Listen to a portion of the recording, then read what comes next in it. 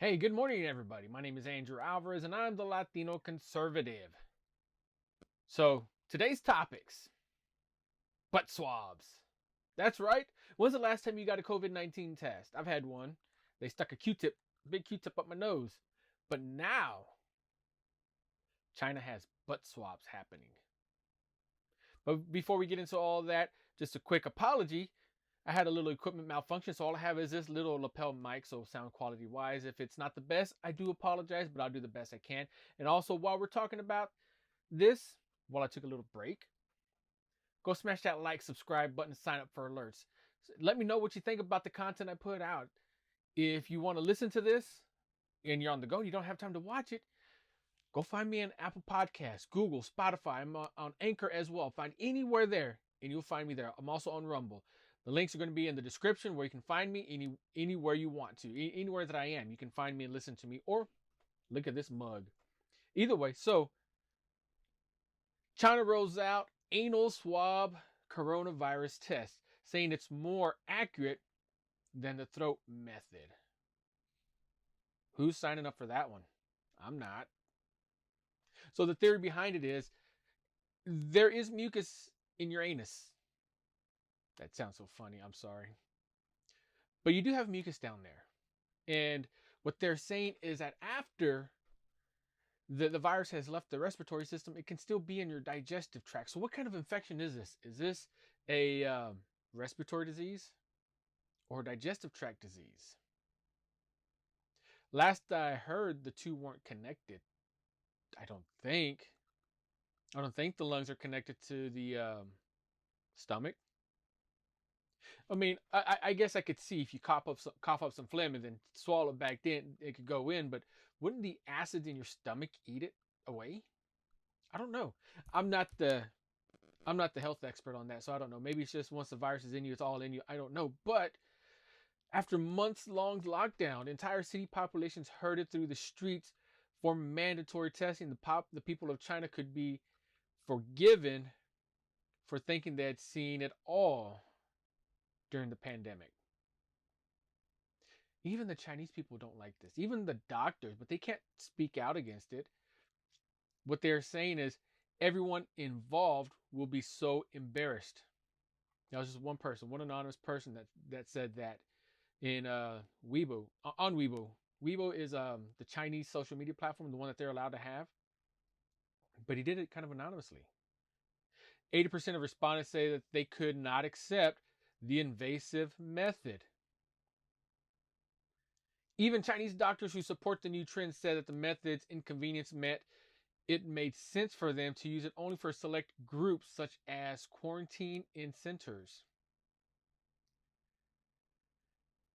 If we add anal swab testing, it can raise our rate of identifying infected patients. Li Tongzhen, an infectious disease specialist at Beijing, you're at a hospital, said one state-run broadcaster on CCTV on Sunday. But of course, considering that collecting anal swabs is not a convenience as throat swabs at the moment.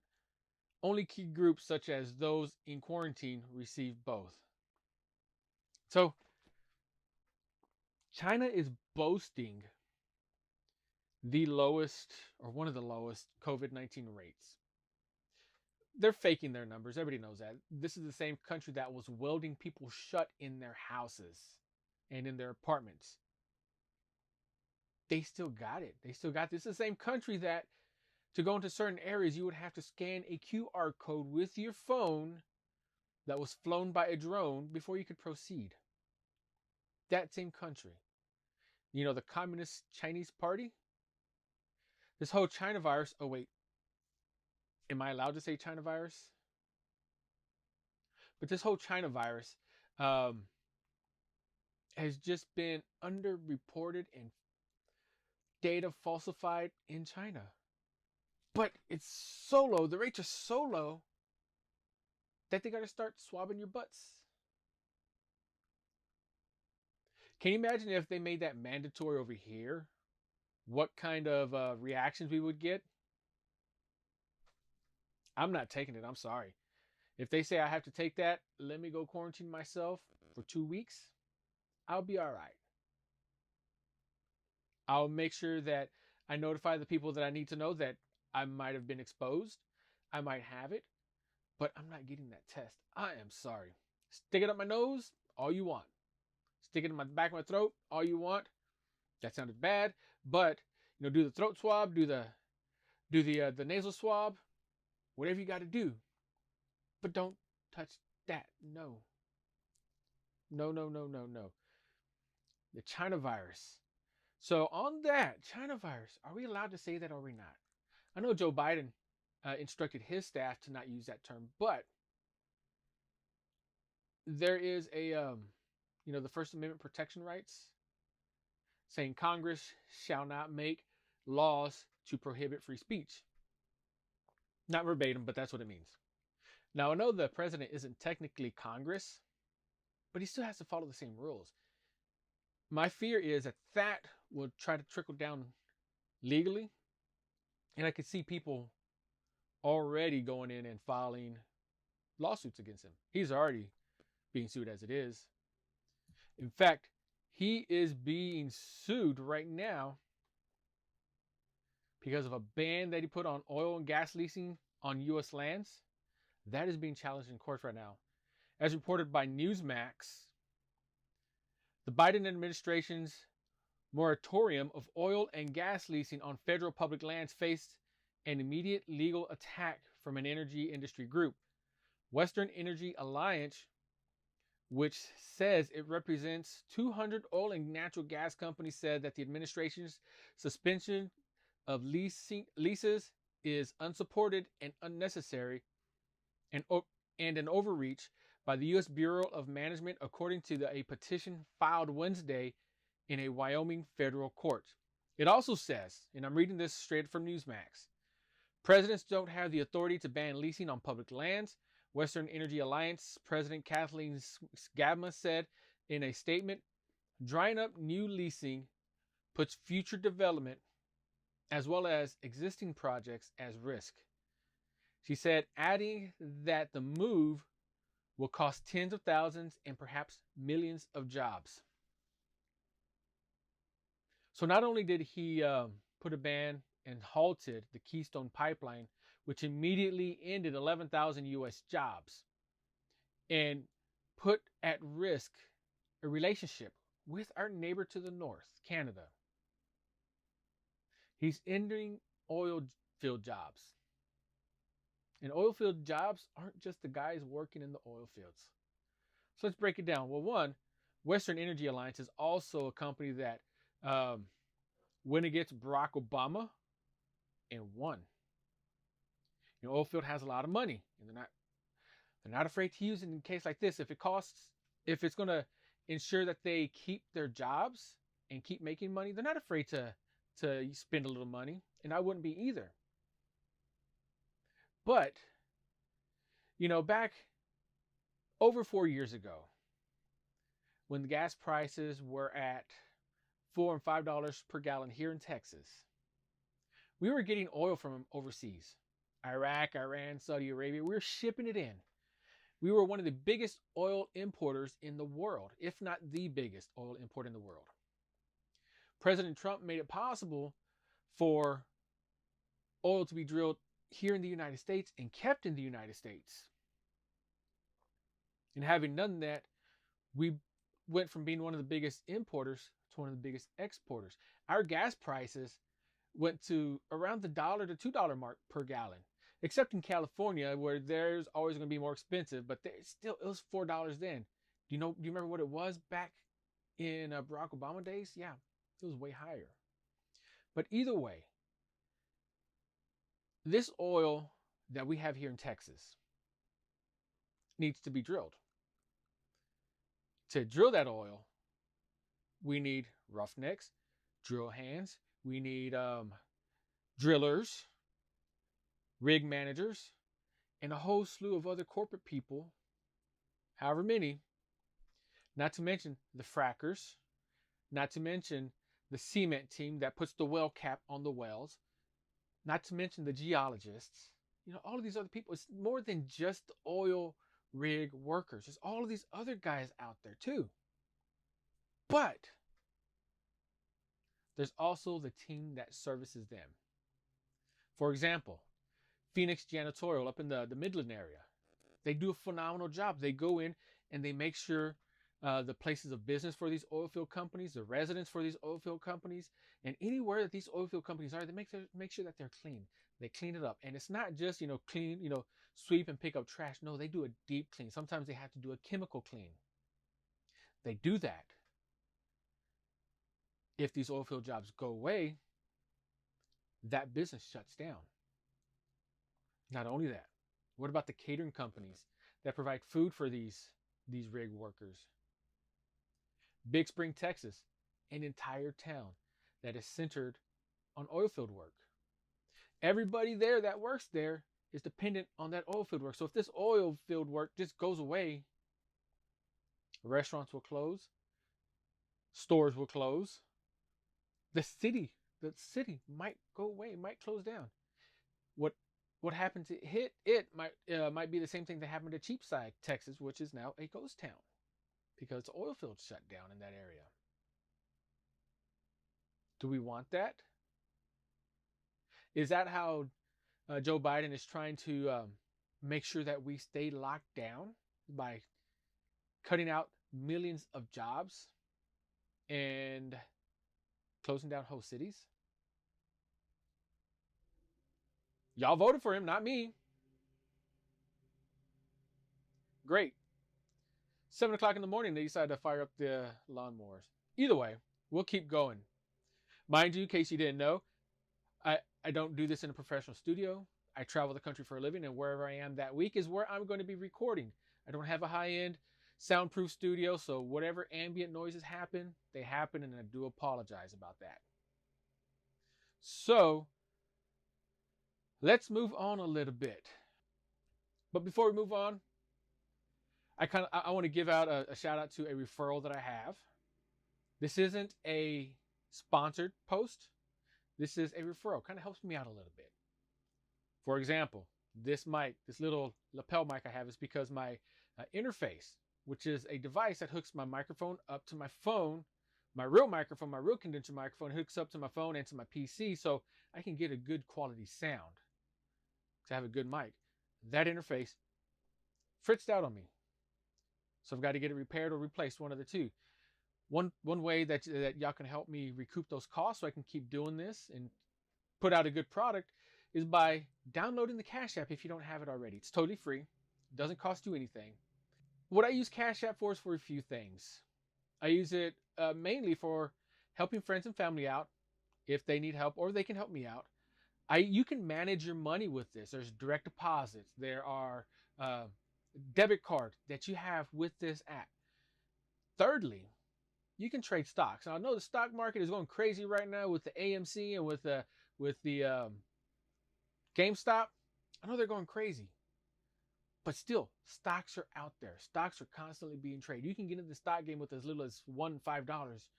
If Gamestop, for example, costs over $100 right now, but if I only have $5, I can put $5 into that GameStop stock and cash in if they go up.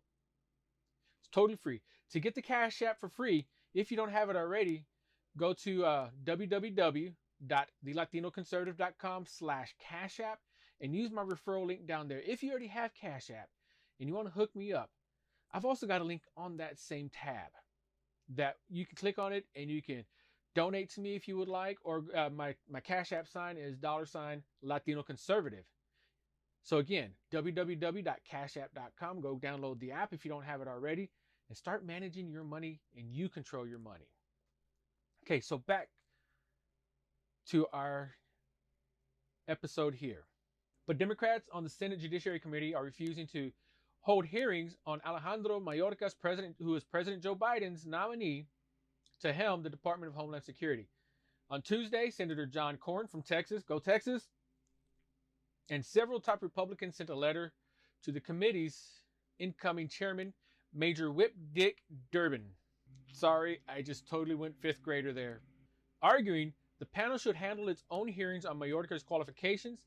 The senators in particular wrote that while the Senate Homeland Security Committee had a purview over the nomination, An independent hearing was needed given Mayorkas' views on existing immigration laws, the letter states.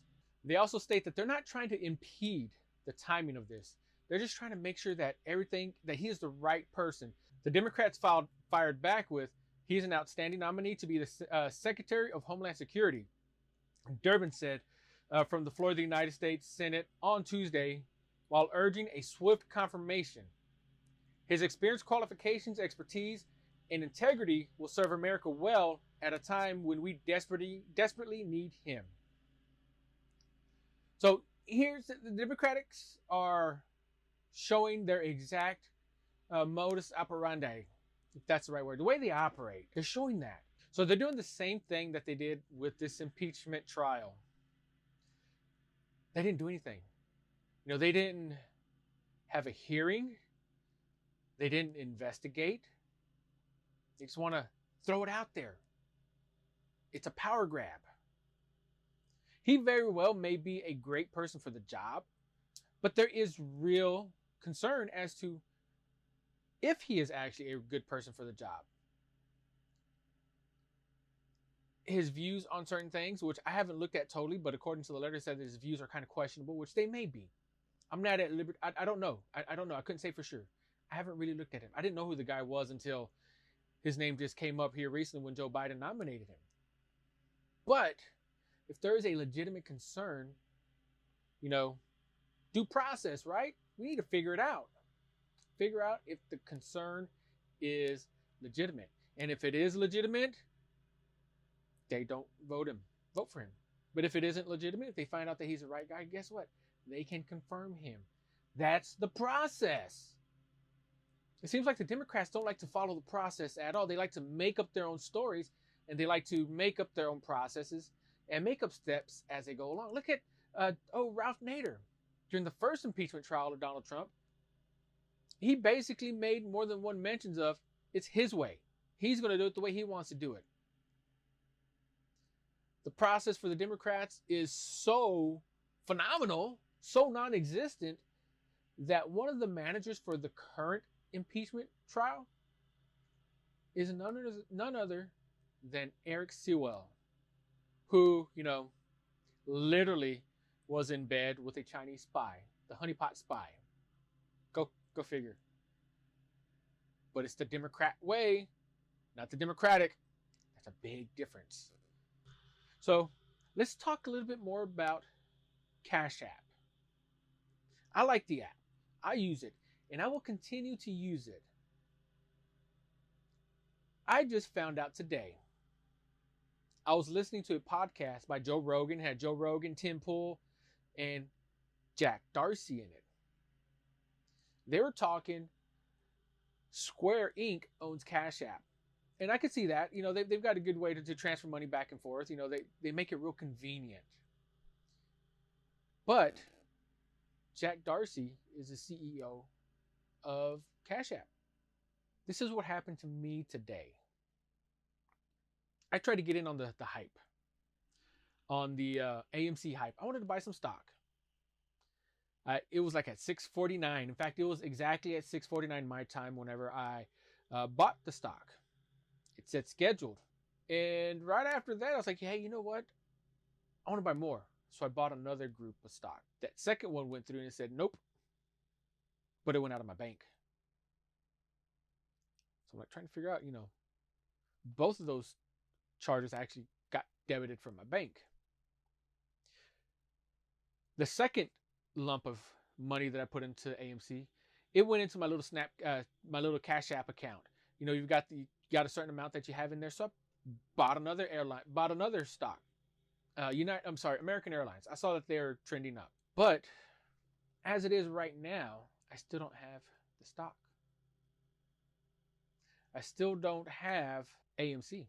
They blocked it. They also made it so you couldn't buy Gamestop anymore. That was not even an option. It's gone. You look for GME, it's gone. You look for GameStop, it's gone. It doesn't even appear in the search results. They are gone. So, though I like the convenience of Cash App and I will continue to use it, I really and truly don't like their CEO, Jack Dorsey. So Jack Dorsey not only has the power, evidently, to control what we say and what we consume information-wise, but now he has the power to say what we spend our money on, where we spend our money on. That's a definition of a tyrant. You can't say this. You can't buy that. I mean, last time I was told I couldn't say something or buy something was when I was threatened with the chancla by my mom. Okay, so that might not have been that long ago. What's next? What is next? What is next in Jack Dorsey's arsenal to control what we do? You can't buy this car. You can't buy this house. You can't live in this city. It's almost as if we can't talk to certain people now with the way censorship is going on his platform. We can't think that way. We can't watch this movie. Because don't get me wrong, while something like a movie may not be viewable on Twitter, those microphones in your phone can definitely hear everything. Test it out one day. Start talking about a certain object. And I know this has happened to me very many times. When I was talking about engagement rings, my Facebook feed and my Twitter feed both had advertisements for engagement rings. When I started talking about drones, the same thing happened. I started seeing feeds and ads for drones. When you go to a certain spot, the geolocation of your phone can even pinpoint where you are. So if you make your way to a pet food store, guess what kind of ads you're going to start seeing on your feed? Geolocation is also how they pinpointed people that were at the Capitol without even knowing that they were at the Capitol. Those same people are now on no-fly lists, on terrorist watch lists. They've gotten fired because of that device right there that you're holding in your hands. So if you watch a questionable movie, I have no doubt that if Jack Dorsey really wanted to, he could listen for those key words in that movie and censor you, label you, or be like TikTok and shadow ban me. Yeah, I'm still shadow banned on TikTok. I'm a little butthurt over that. No, I didn't take the swab test, so I'm still butthurt over TikTok though. Just as I got to 3,500 followers on there. It took me 6 months to do that. 3,500 followers. Right after I came on Fox and Friends first. Right after they messaged me, I got my access back to message people, to comment. But I'm still shadow banned. I went from having thousands of views on my videos and thousands of followers to 20, 10, 7. I joined an app called Clapper, which is similar to TikTok. It's not as advanced. Some of the features aren't there yet. It's relatively new, but I have no doubt that those features are going to come. Either way, I got on there. And what took me 6 months to do, took me about 6 days to do. I posted a video simultaneously on TikTok and on Clapper. One has 7 views on it. The other one has 10,000 views on it. I might have been being censored for longer than I thought on TikTok because while I was there for 6 months, it took me 6 months, 7 months maybe, to get 3,500 followers. I saw people of the liberal mindset within 6 weeks have over 10,000 followers, 100,000 followers. Of course, if I really wanted to, I can do the bus it and probably get 1 million views, but no, I'm not going to do that. Either way, hey guys, thank y'all for letting me rant and rave again. I know it was a little bit of a shorter episode, but you know what?